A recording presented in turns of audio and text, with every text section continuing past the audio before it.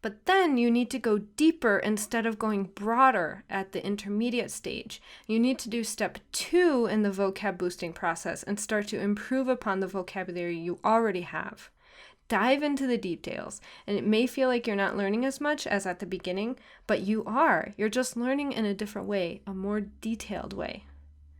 So instead of saying enojado, for example, always saying enojado, develop a deeper understanding of words similar to enojado, because native speakers don't always use the same word.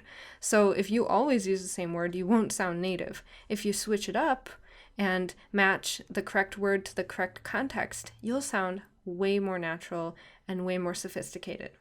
So you have to go deeper, understand the shades of meaning, and be able to convey that. So you have these words, feroz, bravo, enfadado, molesto. If you use these words appropriately, you'll sound way more natural and sophisticated when speaking Spanish. But as I mentioned before, you have to pay attention to intensity and frequency.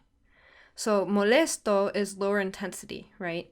It's like annoyed, bothered, not necessarily angry.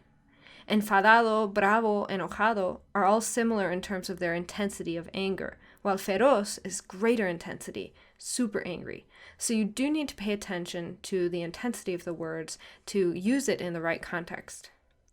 Also, frequency. Pay attention to this. In Spain, enfadado is used much more than enojado, while in Latin America, the opposite is true. And in Latin America, they also say bravo a lot to mean angry. And then feroz and molesto are used all over the Spanish-speaking world.